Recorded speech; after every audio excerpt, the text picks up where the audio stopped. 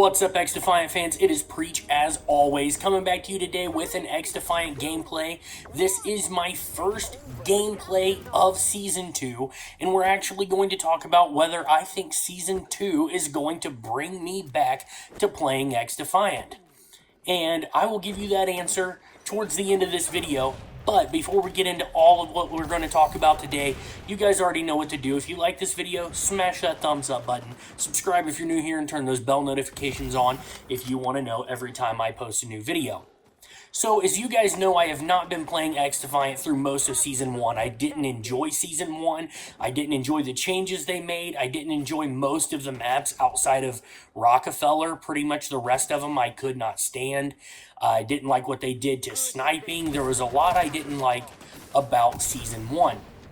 But I haven't given up on the game because I've said in many videos, I want XDefiant to succeed. I think it is great for Call of Duty if XDefiant is successful, and it is great for us as consumers to have multiple options to play in the first-person shooter genre. So, I need XDefiant to be a successful game, and obviously there were the bad reports that came out, and obviously the XDefiant developers have tried to quell those reports and things of that nature, but Season 2 is still a crucial season in my opinion.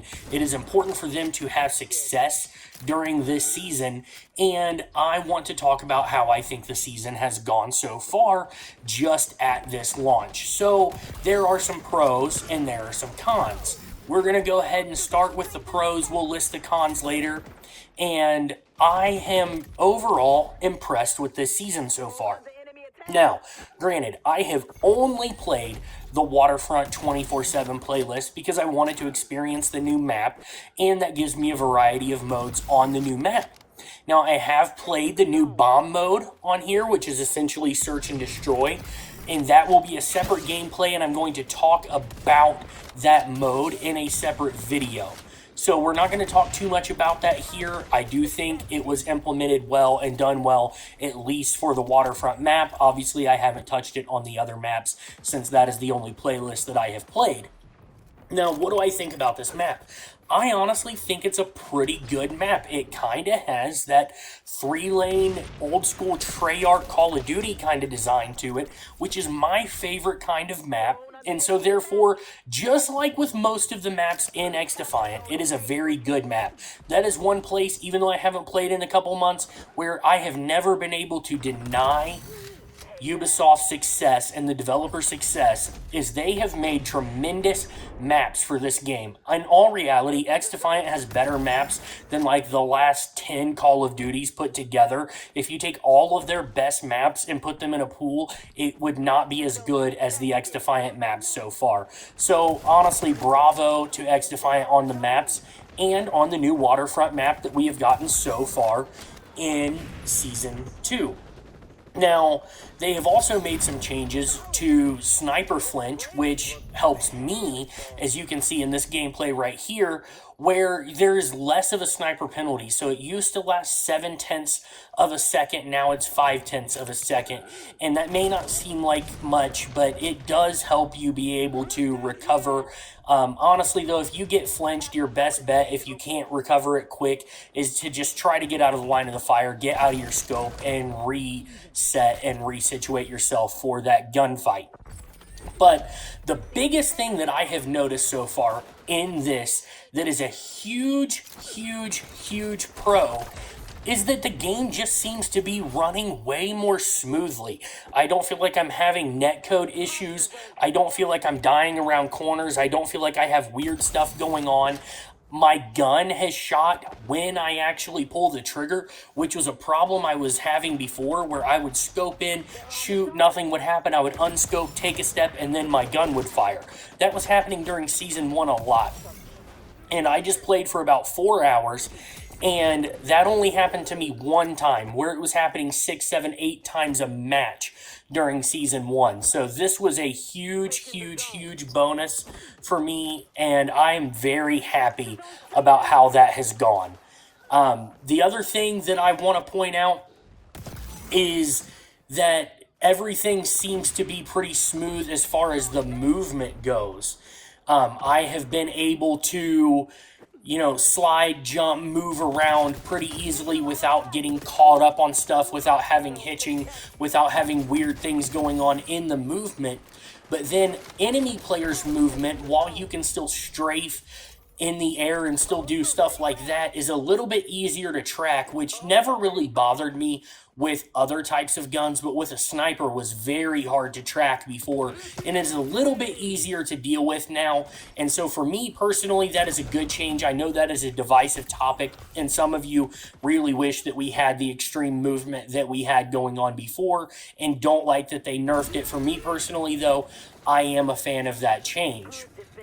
Now, I do want to talk about something that has been happening, though, a lot, and you'll see it a lot in this gameplay. You've probably already noticed it some so far, but there is a lot of kill trading, and I'm okay with kill trades because we're firing projectiles. It's not hit scan. That is going to happen, and I'm okay with that. The problem I'm having is that it seems like it's happening a lot, like I'm trading out with the player that I am fighting against very often, where we kill each other. And to me, honestly, it just seems like it is a little bit too much.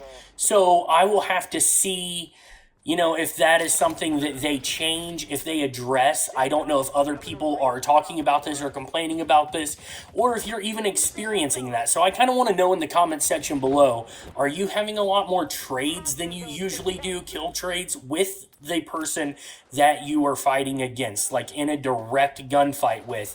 Let me know in the comments. I need to know if this is just me or if everybody else is experiencing that.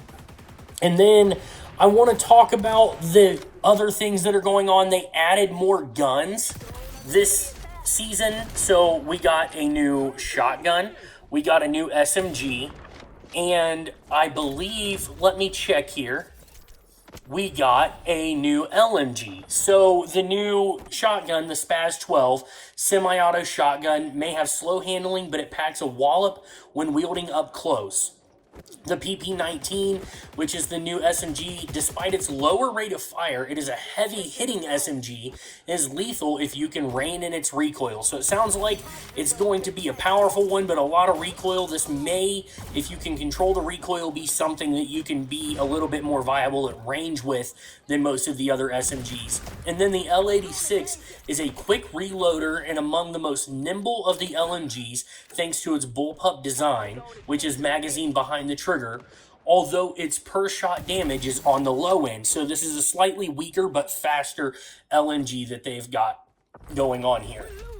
So that's pretty cool. They also have added, obviously, a new faction, and it's called the Highwaymen, and it's what I'm using in this gameplay. So what they said about the Highwaymen is that it's straight out of Hope County 2035. The Highwaymen are cutthroat survivors with a high-octane attack style. They're all about dealing maximum damage in a minimum amount of time, thanks to deployable assault turrets, speedy reload and rate of fire bonuses, and lethal makeshift tech like their signature saw blade launchers, wielding with complete disregard for the power tool safety. Highwaymen fight for their comrades and their leaders, Mickey and Lou, and fully expect to go out in a blaze of glory. So, their things that they have this little M79. It's a grenade launcher. You get 2 grenades. You have to aim pretty high if you want it to go any distance, and honestly, I've not found that very good. Then they have the swing arm turret, and this thing can be really good or totally useless depending on how the enemy players play.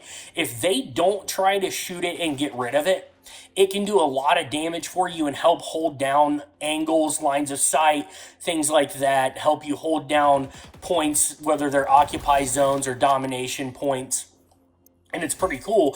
But if you shoot at it, you can pretty much destroy it before it can kill you, and teams that try to actually destroy it, it's pretty useless, honestly.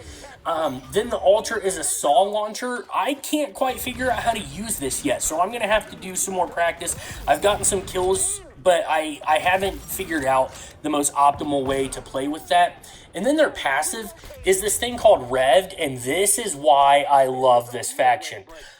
Rate of fire and reload speed increase as you rack up kills. This is huge for me when sniping to hit clips potentially, because I can get to the next shot faster. And this is something that as you go on a streak, the guns that you're using are just going to get better and better and better and better and better. And that is a really, really cool passive ability for this faction. So far I'm really liking Season 2, and to answer the question that we asked at the beginning of the video, is Season 2 going to bring me back to XDefiant? And thankfully, praise the Lord, the answer is yes, guys, yes. Season 2 so far for me is actually a lot of fun, and it is bringing me back to XDefiant. Next video is going to be ACR gameplay instead of sniping, so hopefully you guys enjoy that. If you enjoyed this video, you already know what to do. Smash that thumbs up button, subscribe if you're new here, and turn those bell notifications on if you want to know every time I post a new video.